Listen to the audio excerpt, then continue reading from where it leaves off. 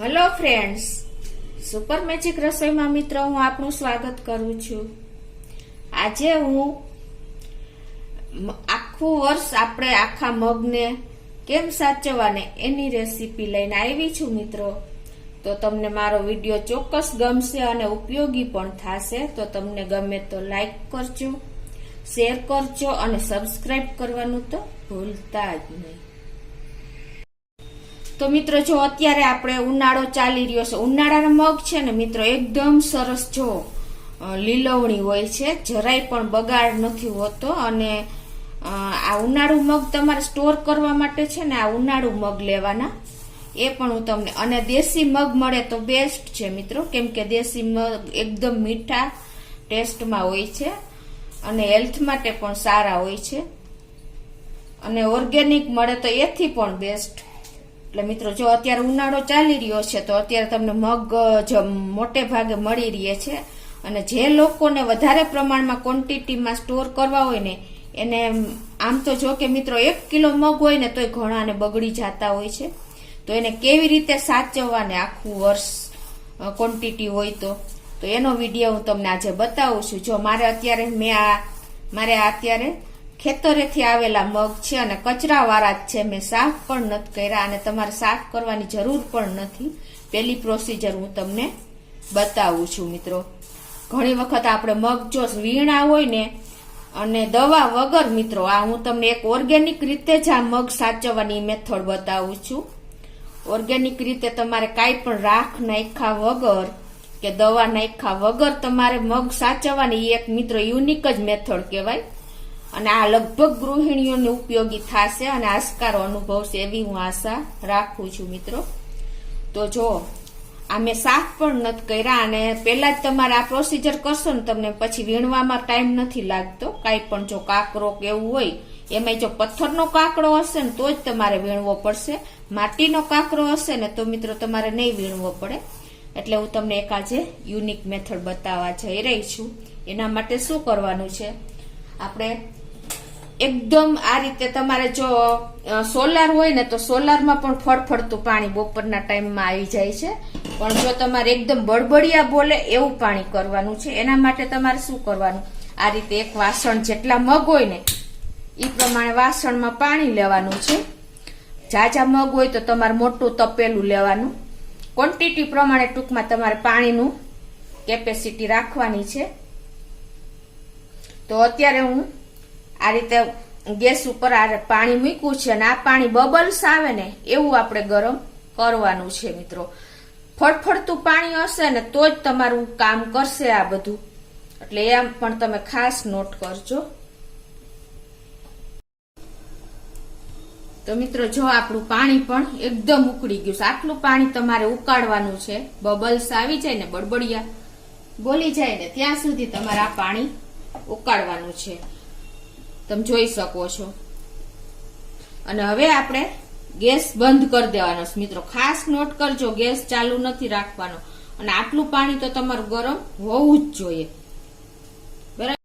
Gas બંધ કરીને હવે જે આપણે મગ છે ને, મારે અત્યારે મેં આટલી જ ક્વોન્ટિટી રાખી છે મગની તમને બતાવવા પૂરતી જ। હવે આપણે આ કડકડતા પાણીમાં જે આ મગ આવે ને ઉપર એટલા નાખી દેવાના,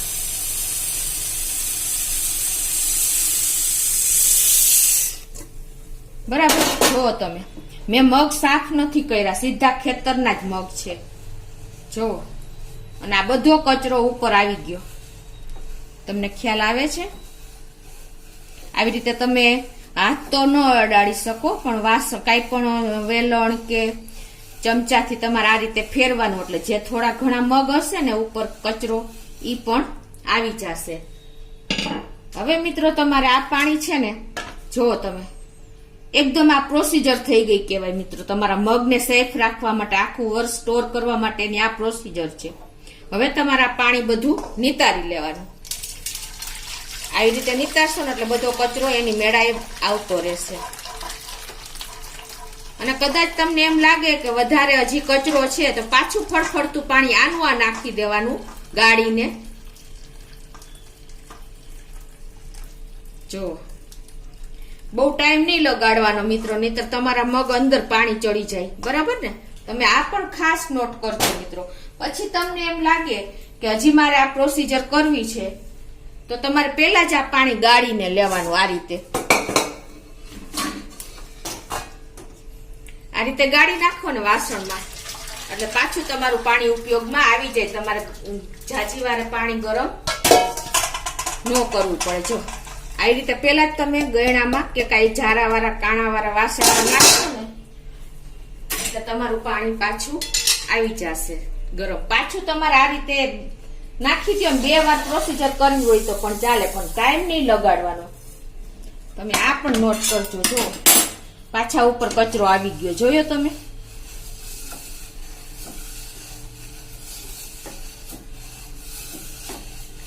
તમને ખ્યાલ આવી જ જાતો હશે મિત્રો.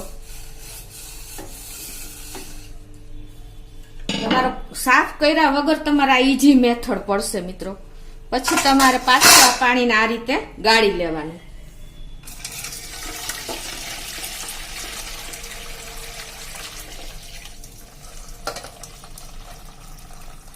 અને હજી તમને એમ લાગે કે કચરો છે તો પાછું તમારે પાણી નાખી દેવાનું. એટલે મિત્રો તમારે જે ખોટા મગ હશે, કચરો હશે, સડેલા મગ હશે, એ બધા જ તમારે ઉપર તરી જશે પાણીમાં. મિત્રો કેટલી ઈઝી મેથડ હું તમને બતાવી રહી છું. આપણા લેડીઝ લોકોને તો આમાં વીણો તો કેટલો ટાઈમ લાગે, ચાળો તો કેટલો ટાઈમ માગી લે. અને એ પણ તમે આ દવા વગર તમારા મગ આખું વર્ષ સારા રહેશે. જો પાછો કચરો આવ્યો એટલે તમે કમસે કમ 3 વખત આ મેથડ કરશો ને એટલે તમારા મગ એકદમ ચોખ્ખા થઈ જશે. નહીં તમારે ચારવાની જરૂર પડે કે નહીં બીજી ઝંઝટ.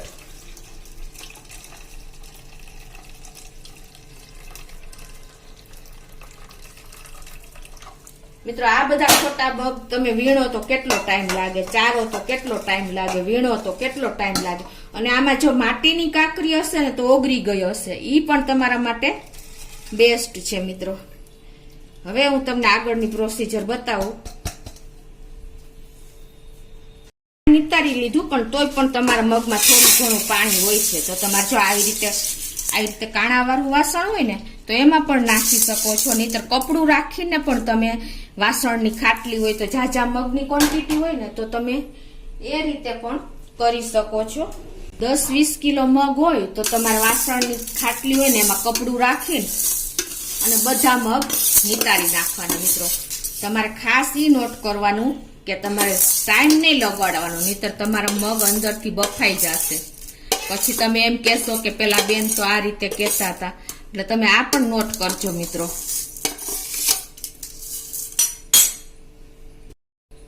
એટલે બરાબર તમારા મગમાં અંદર દાણો પોચો ન થવો જોઈએ, ઈ તમે નોટ કરજો. ફટફટ તમારે આ પ્રોસીજર કરવાની છે. આ ખાલી ગરમ પાણીમાં તમારે ઝબકોરો જ મારવાનો છે, કેમ કે અંદર તમારો મગની સેફટી વધી જશે. એક આ પ્રોસીજર થઈ જશે ને ફટફડતા પાણીમાં, ઉકળતા પાણીમાં. અને ગેસ તો બંધ જ કરવાનો મિત્રો. તમે ક્યાંક ગેસ ચાલુ રાખીને આ પ્રોસીજર નહીં કરતા. હવે આ પાણી તમારે નીતરવા દેવાનું સરખું એવું.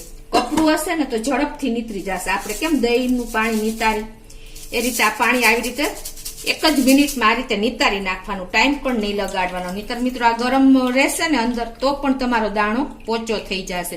તમે જો આ નાની નાની ટીપ હું તમને બતાવતી જાઉં છું, તમે ખાસ નોટ કરજો. તમે આમાં 15-20 મિનિટ રાખશો તો તમારા મગ અંદરથી પોચા થઈ જશે. એટલે કે ગરમ પાણીના હિસાબે ભેજ જેવું થઈ જશે. હવે આ જો પાણી પણ આપણું નીતરી ગયું છે. આ રીતે તમારે સેજ વાસણ ત્રાસું કરીને નીતારી નાખવાનું. આ રીતે બધું પાણી નીતાર નાખવાનું, ઝડપથી તમારા મગ સુકાઈ જાય. હવે આટલી પ્રોસીજર કર્યા પછી મિત્રો તમારે શું કરવાનું છે? એકદમ અત્યારે ઉનાળો છે તો તડકો પણ ફૂલ હોય છે, બરાબર? એટલે તમે જો ફૂલ તડકો હોય ને એ જગ્યાએ તમારે કપડું નાખીને અને આ મગ એક દાણો કરી નાખવાનો. એટલે 2 થી 3 કલાકમાં તમારો દાણો રેડી થઈ જશે. એકદમ મગ સુકાઈ જશે મિત્રો. તો એ પણ હું તમને અત્યારે બતાવી દઉં. ફૂલ તડકો હોય ને ત્યાં તમારે આ રીતે પ્લાસ્ટિક કે કપડું કાંઈ પણ નાખીને તમારે આ રીતે સૂકવી દેવાના. આવી રીતે જો અત્યારે મિત્રો હાથ નથી ડાળા તો એટલા ગરમ છે. આવી રીતે તમારે એક એક દાણો કરીને સૂકવી દેવાના. તમે જોઈ શકો છો.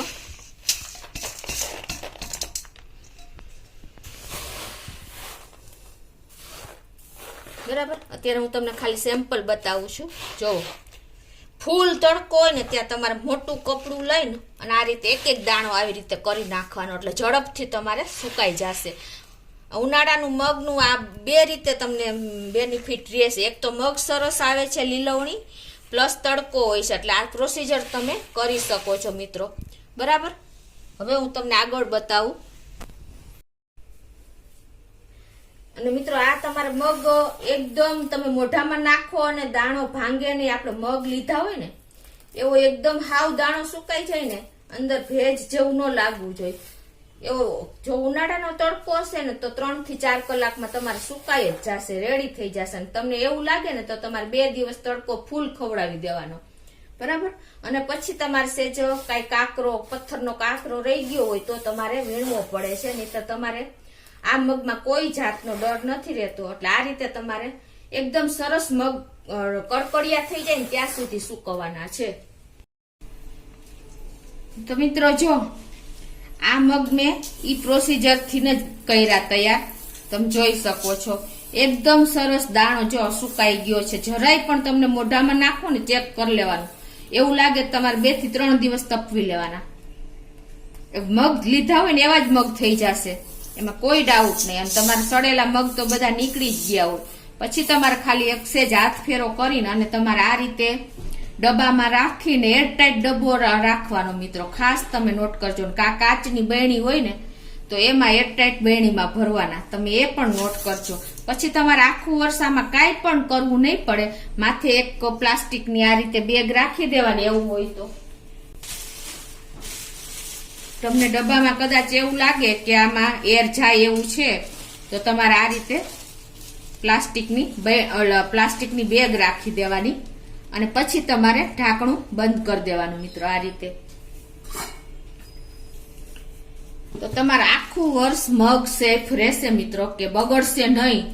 અને તમે કાંઈ જીવાત પણ નહીં પડે અને દવા મૂકવાની જરૂર નહીં પડે. કોઈ જાતની ઝંઝટ નહીં પડે મિત્રો. તમે આટલી પ્રોસીજર કરશો ને તો, અને ઇઝીલી તમારા મગ પણ સાફ થઈ જશે. તો તમને ચોક્કસ મિત્રો આ વિડીયો મારો ઉપયોગી થશે ગૃહિણીઓને. અને તમને ગમે તો લાઈક કરજો, શેર કરજો અને સબસ્ક્રાઇબ કરવાનું તો ભૂલતા જ નહીં.